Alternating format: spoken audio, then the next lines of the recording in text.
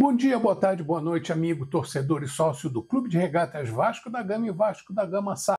A contratação do treinador Fernando Diniz renova a esperança que não tínhamos mais. E não estou dizendo que estamos renascendo das cinzas, muito pelo contrário, sou consciente da nossa situação. Mas para um moribundo desenganado, sua vinda soa como um bálsamo aos nossos ouvidos e nossas feridas. Duvido que exista alguém, após os recentes fracassos, com a expectativa de que o Vasco ressurgiria como uma fênix, com a real possibilidade de vencer seus próximos jogos. E muito mais ainda, que pudesse fechar acordos para pagamento de todas as suas dívidas. Conseguisse ainda arrancar de todos os cartolas incompetentes os valores correspondentes aos maus atos cometidos.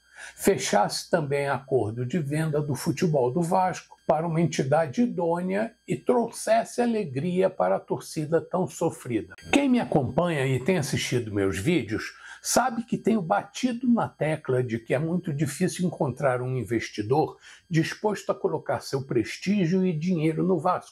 E desafio todos os grupos políticos do clube, de que cor forem, que apresentem uma proposta, por mais esotérica que seja, para salvar o Vasco da inadimplência.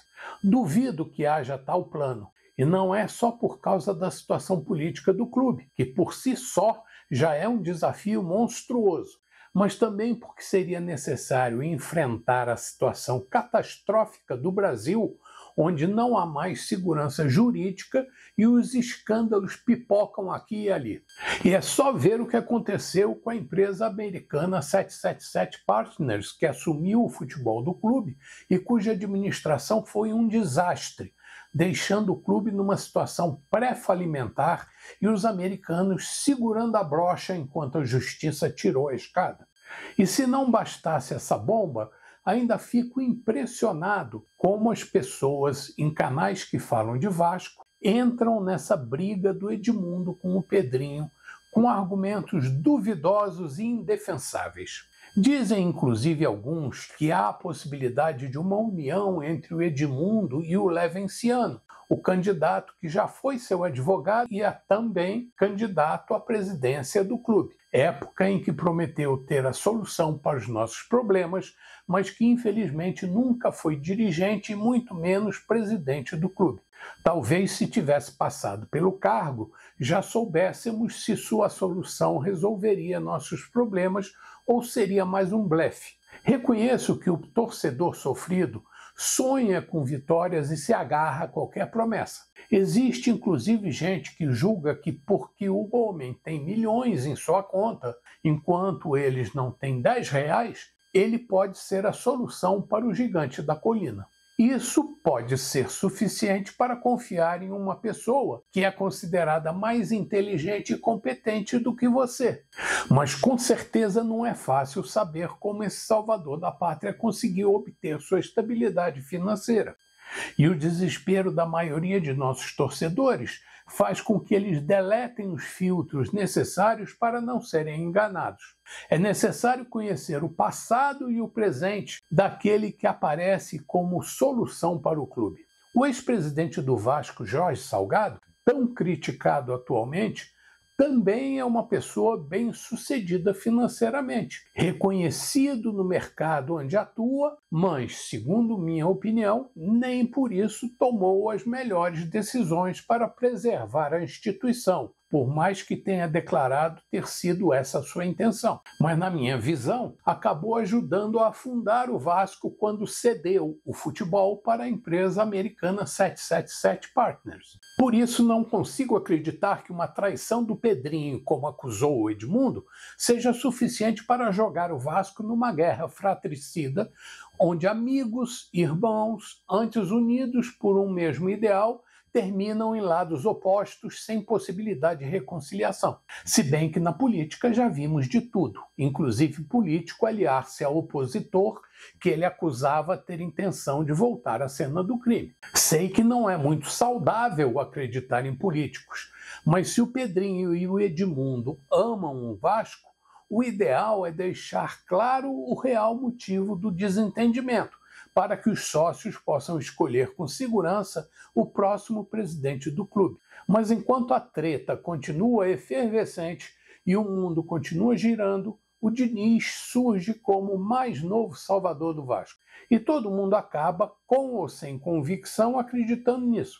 Eu mesmo, que já vi essa novela umas 500 vezes, torço para que o Diniz seja iluminado e consiga, com os jogadores que temos e que possamos contratar, formar uma equipe competitiva e vencedora. Para mim, o Vasco só voltará a ser o clube dos nossos fundadores se os atores desse drama abandonarem a soberba, a vaidade e o egoísmo e acreditarem na necessidade de praticar os princípios daqueles grupos de remadores que iniciou nossa caminhada, usando uma mentalidade vencedora. Até a década de 1990, apesar das discordâncias que caracterizavam um clube que se destacava pela diversidade, a união em torno dos ideais impulsionavam nossas equipes à vitória em quaisquer esportes que o Vasco praticava. A união entre os atletas de quaisquer raças, religiões, formação e origem criou grupos de vencedores, mas sempre sob o manto de Cristo. A nossa cruz é um símbolo que sempre esteve à frente de nossas conquistas e passou a ser na capela de Nossa Senhora das Vitórias de São Januário que os atletas aprenderam a agradecer as graças recebidas. Já dizia meu avô que o Vasco sempre foi um clube intenso, diverso em todas as formas, mas onde o amor entre seus sócios, atletas e dirigentes sempre prevaleceu.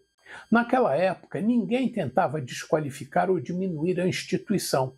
Isso passou a acontecer quando permitiram que os políticos profissionais com ideologia contrária às nossas se infiltrassem no clube, ocupando os quadros societário, administrativo e consultivo.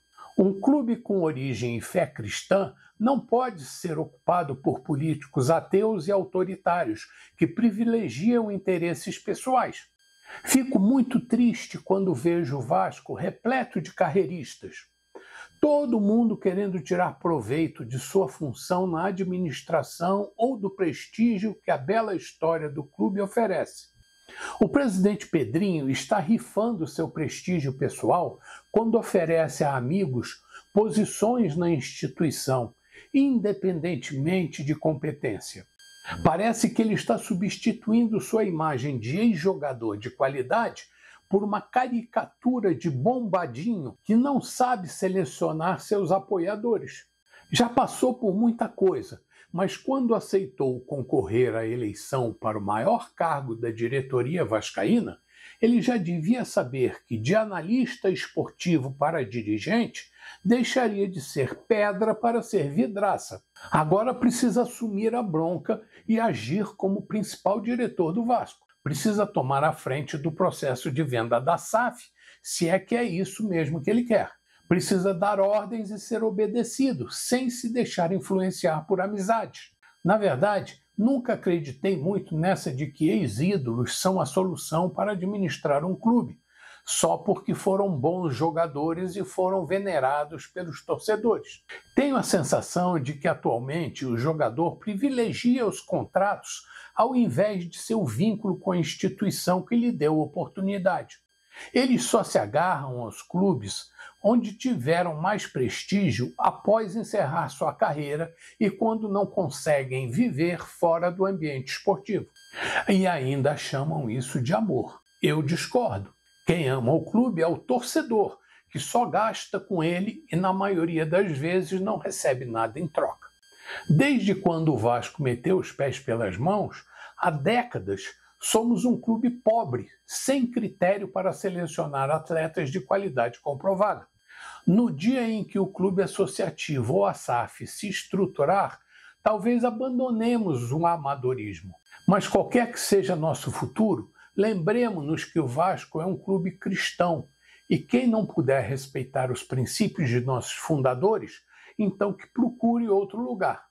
Infelizmente, só vejo jornalistas, influenciadores, donos de canais e de redes sociais aproveitarem a situação do clube para faturar. A goleada sofrida contra o conhecido e poderosíssimo clube venezuelano Puerto Cabello E o revés deplorável contra o Vitória da Bahia, com um jogador a mais, acelerou a contratação de Fernando Diniz e a demissão do diretor executivo Marcelo Santana. Quanto ao Felipe, após a desastrosa passagem como treinador, volta a ocupar o cargo de diretor técnico da SAF, prestigiado pelo presidente e amigo. Pois é, quando jogava tinha fama de marrento, mas era um excelente lateral esquerdo. Os jovens ouviram falar dele por conta dos comentários de jornalistas antigos e das conversas de velhos torcedores como eu. Aproveitando que estamos falando do passado, sou obrigado a admitir que alguns de nossos ídolos, entre aspas, não são unanimidade. Edmundo, por exemplo, jogou em outros clubes, como o Flamengo, e o Fluminense e Palmeiras, e sempre me pareceu mais vinculado ao Verdão de São Paulo. Pedrinho, criado na Colina, também jogou no Fluminense, após passar 4 anos no Palmeiras. O próprio Felipe, cria de São Januário, também jogou no Flamengo e no Fluminense. E o craque Romário, projetado pelo Vasco, também jogou no Flamengo e no Fluminense. Claro que eles também jogaram em outros clubes, mas preferiram vincular seus nomes ao nosso, porque além de terem sido formados e crescido aqui, sabem que nossa história é a mais linda que existe. Mas sem dúvida alguma, dentre todos os grandes jogadores que passaram pelo Vasco, um não sofre nenhuma contestação. É o saudoso e maior de todos e verdadeiro ídolo Roberto Dinamite. Mas a vida continua e agora, após a derrota contra o Lanús na Argentina por 1-0, já com o Diniz à frente e com o futebol mais com a cara do treinador, fico me perguntando, será que vamos sair de todas as competições de mata-mata e ficar só com o Brasileirão, lutando contra mais um rebaixamento? Ou será que ainda há esperança de um título? A parada do Campeonato Brasileiro para a disputa do Mundial de Clubes dará tempo para o Diniz arrumar o time? A diretoria conseguirá contratar jogadores para preencher as posições carentes? Bom, a expectativa sempre ocupou um espaço importante no imaginário vascaíno, e não será agora que ela vai nos abandonar. E eu sempre estarei aqui para falar do passado, do presente e especular o futuro do clube. Por isso, amigo, bom dia, boa tarde, boa noite, torcedor e sócio do Clube de Regatas Vasco da Gama e Vasco da Gama SAF. Até a próxima e saudações vascaínas.